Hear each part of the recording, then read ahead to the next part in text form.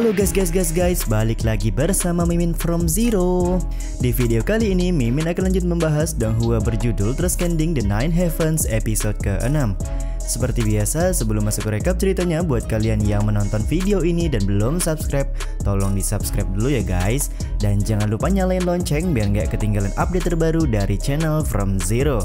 Playlist untuk Donghua ini juga udah tersedia bagi kalian yang baru aja bergabung dan belum nonton episode sebelumnya ya. Ya udah deh, nggak usah berlama-lama, langsung saja kita ke recap ceritanya guys.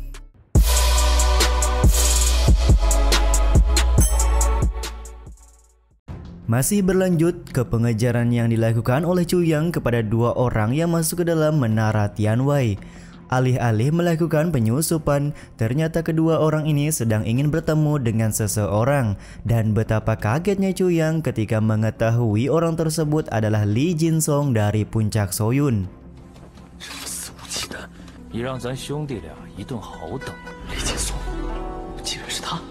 Li Jinsong ternyata sudah bekerja sama dengan kedua orang yang berasal dari kerajaan Dazhou ini untuk melakukan tindakan pengkhianatan kepada menara Tianwei. Di sini terlihat kalau Li Jinsong membocorkan informasi kalau Wu Yunliang sudah mengirim anaknya untuk pergi ke wilayah Tiyun.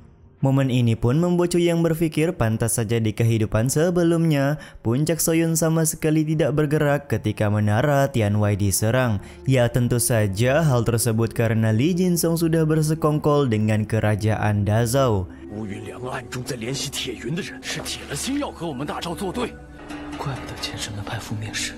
Kedua orang dari kerajaan Dazhou ini juga kelihatan memberikan sebuah pil 3 kehidupan sebagai jaminan untuk kesembuhan dari istri Li Jinsong. Yap, diketahui kalau istri dari Li Jinsong sekarang sedang sakit dan membutuhkan beberapa obat yang bisa didapatkan dari kerajaan Dazhou.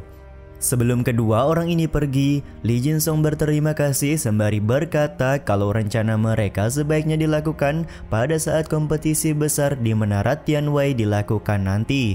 Sementara momen ini pun membuat Chu Yang sadar kalau tetua kelima bernama Qingro dari kerajaan Dazhou sudah banyak menyusupkan mata-mata di menara Tianwei.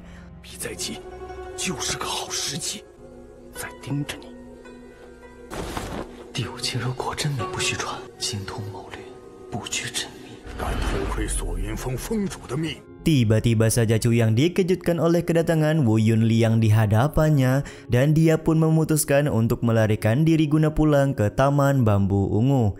Sesampainya di Taman Bambu Ungu, ternyata Wu Yunliang juga sudah berada di dalam taman bambu ini dan hal ini pun sontak membuat Chu Yang kaget serta meminta maaf karena dia secara tidak sengaja melihat dua orang dari kerajaan Dazhou barusan di menara Tianwei.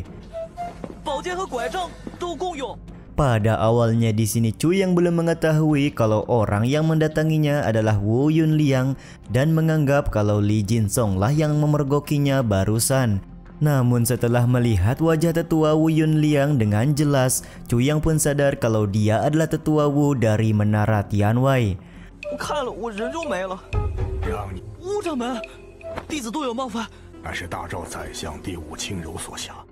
Alih-alih memarahi Chu Yang, tetua Wu malah memberikan informasi bahwa kedua penyusup tadi adalah pasukan berkuda emas yang berasal dari kerajaan Dazhou.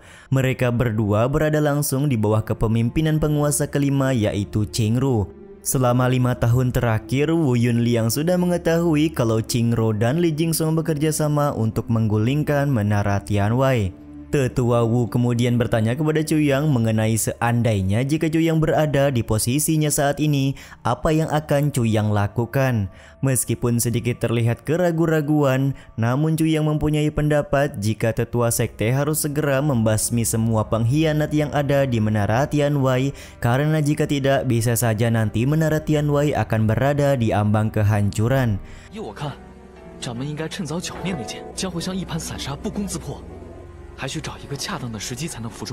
Meskipun ada kesulitan untuk menyingkirkan Li Jinsong karena murid Puncak Soyun cukup banyak, tetua Wu sudah membuat siasat pada saat kompetisi besar dilaksanakan nanti dengan melemahkan murid-murid dari Puncak Soyun tersebut. Pada saat sedang serius berdiskusi, tiba-tiba saja Tantan keluar dari dalam rumah karena ingin buang air kecil. Menyadari hal ini pun, Chuyang dan Tetua Wu segera keluar pagar guna mengobrol lebih jauh. Chuyang langsung bertanya kenapa kerajaan Dazhou ingin menyingkirkan Menara Tianwei, padahal diketahui kalau Menara Tianwei hanyalah sekte kecil semata. Menurut Tetua Wu, penguasa kelima Qingru menginginkan konflik saudara berkepanjangan di antara orang-orang Menara Tianwei guna mempengaruhi situasi perang nanti. Dengan begitu, kerajaan Dazhou dengan leluasa bisa mencaplok wilayah kekuasaan dari wilayah Tiyun. Qingru sebagai penguasa kelima Dazhou memang dikenal cukup licik. Dia biasa mengambil keuntungan dari situasi perang untuk merekrut praktisi kuat guna bergabung dengan pasukan berkuda emas milik kerajaan Dazhou.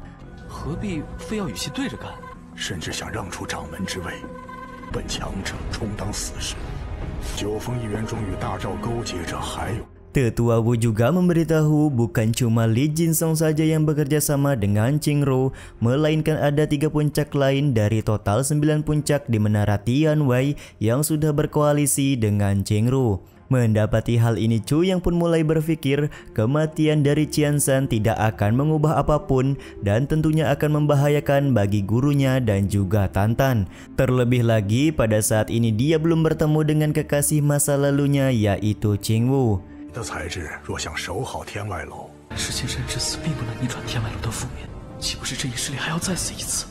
Chuyang pun kemudian memberikan pendapat kepada Tetua Wu sebaiknya Menara Tianwei berkoalisi dengan wilayah Tiyun guna melawan kelicikan dari kerajaan Dazhou.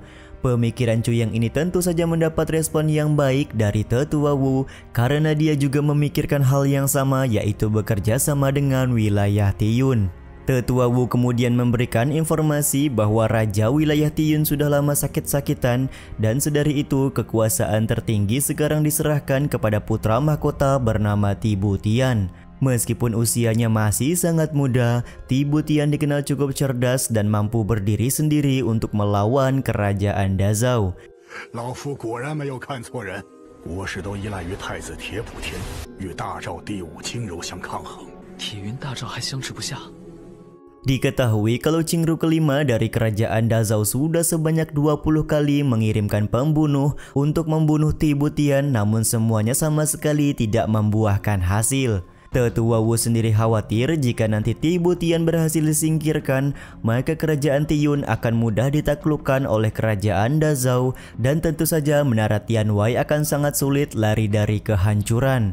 Di saat itu pula Tetua Wu memberitahu kalau dia sudah mengirim Wu Qianqin anaknya untuk menemui Tibu Tian guna memberikan sebuah perlindungan. Semua itu tentunya demi harapan kerajaan Tiyun bisa melihat ketulusan dari Menara Tianwei yang ingin bekerja sama dengan mereka. 我已经派乌倩倩前往铁云。乌师姐，天外楼弟子中毒。 Meskipun sangat khawatir akan keselamatan dari Qianqin, Tetua Wu kelihatan tidak punya pilihan lain lagi. Terlebih lagi diketahui kalau Tetua Wu sebenarnya ingin mendidik Qianzhan untuk dijadikan sebagai orang yang bertanggung jawab dalam misi Menara Tianwei. 毫无底线，派他去，我想委于你一个重任。 Namun ya begitu, ternyata Qianzhan begitu egois dan saat ini dia sudah meninggal.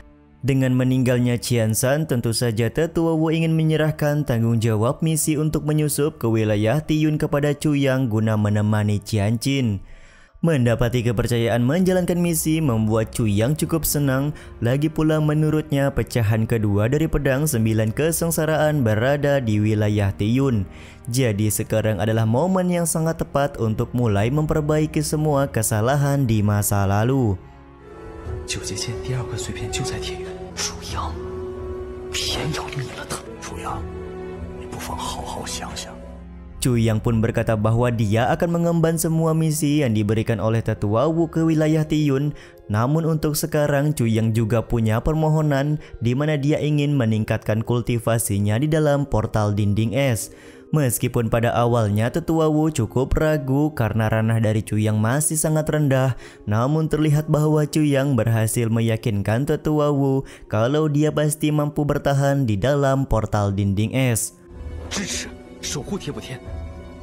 不过，弟子有一请求，想去历代内门弟子历练之所提升修为。根基难以抵挡那至阴之寒。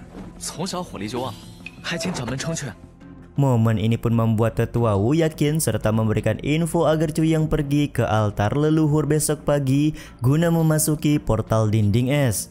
Di saat yang sama, Tetua Wu kembali memperingati agar Cuyang merahasiakan misi ini karena ia akan sangat berbahaya bagi Cuyang jika misi ini sampai bocor ke orang lain. 第五青柔眼线已深入门派，也就多一份危险。弟子谨记。 Keesokan harinya Cuyang mendatangi altar leluhur untuk menemui Tetua Wu guna bisa masuk ke dalam portal dinding es. Tetua Wu langsung memperingati begitu Cuyang masuk ke dalam portal dinding es, pasti dinginnya sangat menusuk tulang dan jika terjadi sesuatu dia tidak akan bisa menolong Cuyang yang berada di dalam portal ini. 寒冰之壁，寒冷彻骨。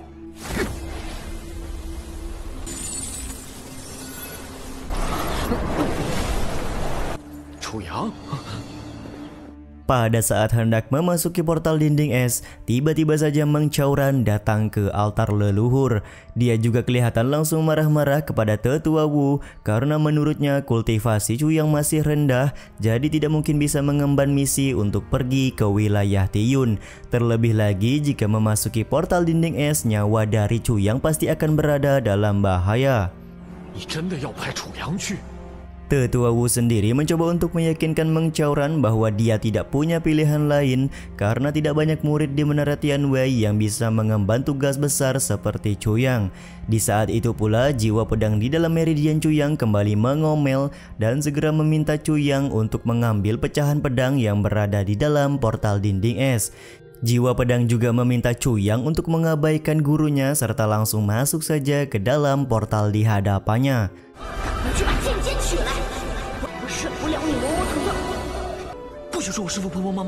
Sambil bersujud, Cuyang memohon izin agar Meng Chauran mengizinkannya untuk memasuki portal dinding es.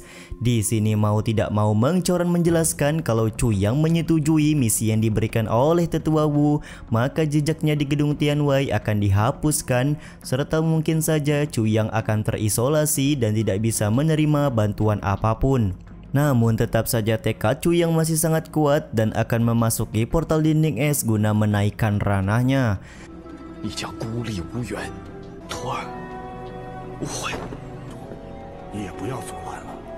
Karena situasi sudah begini, akhirnya Meng Chauran pun membiarkan Cuyang untuk masuk ke dalam portal dinding es. Beberapa saat setelah Cuyang masuk ke dalam portal, Meng Chauran kelihatan sedikit kecewa dengan keputusan yang dibuat oleh Tetua Wu. Sementara itu, Cuyang sendiri mulai merasakan hawa dingin yang luar biasa di dalam dinding es dan bersamaan dengan itu pula jiwa pedang di dalam meridiannya menunjukkan sebuah jalan untuk menemukan pecahan pedang 9 kesengsaraan.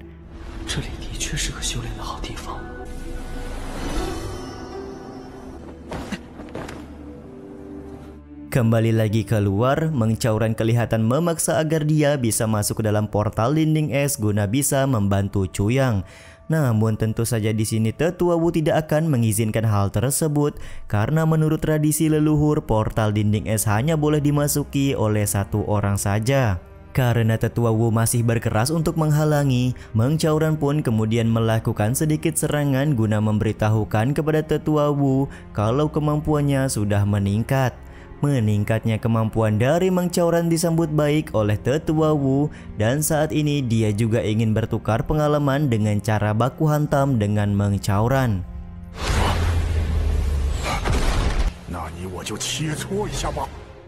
Sementara itu, Cuyang yang ditunjukkan jalan oleh jiwa pedang menebas sebuah bongkahan es yang menghalangi jalan pencarian pecahan pedang 9 kesengsaraan.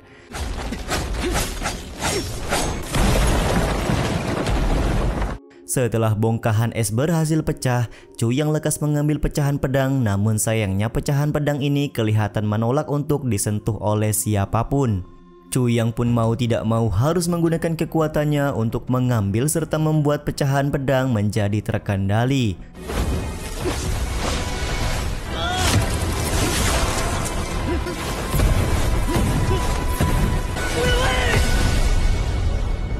Setelah pecahan pedang tersebut terkendali, dia langsung menyerap ke dalam tubuh Chuyang serta menyatu dengan jiwa pedang. Peristiwa menyatunya pecahan pedang ini juga kelihatan langsung mengubah fenomena langit di sekitaran Menara Tianwei.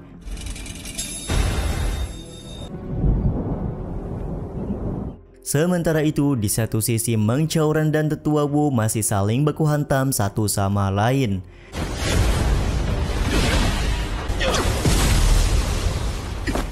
Kembali ke Chuyang, jiwa pedang menjelaskan kalau penyatuan pecahan pedang ke dalam tubuh juga akan berefek pada kultivasi Chuyang yang semakin meningkat.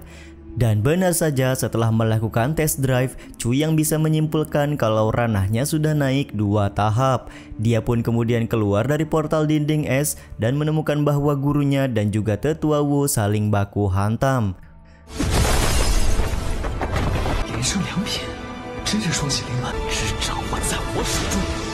Baku hantam antara Meng Qiaoran dan juga Tetua Wu juga menyebabkan sebuah tungku terbang ke arah Chuyang dengan sangat cepat.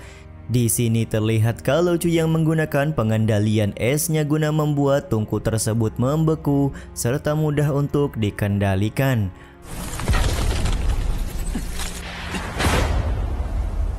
Setelah melihat Chuyang keluar dari portal dinding es, Tetua Wu dan Meng Qiaoran lantas menghentikan baku hantam serta menyadari kalau ranah kultivasi dari Chuyang sudah meningkat. Hal ini pun membuat Tetua Wu tidak ragu menyebut Chuyang adalah seorang jenius karena hanya berlatih sebentar saja bisa menaikkan ranah seperti ini. Dia juga langsung meminta Chuyang untuk segera pergi ke wilayah Tiyun karena waktu mereka juga tidak banyak lagi. Di saat itu pula Meng Qiaoran meminta Chuyang untuk berhati-hati karena keselamatan dari Chuyang sendiri juga tidak kalah penting.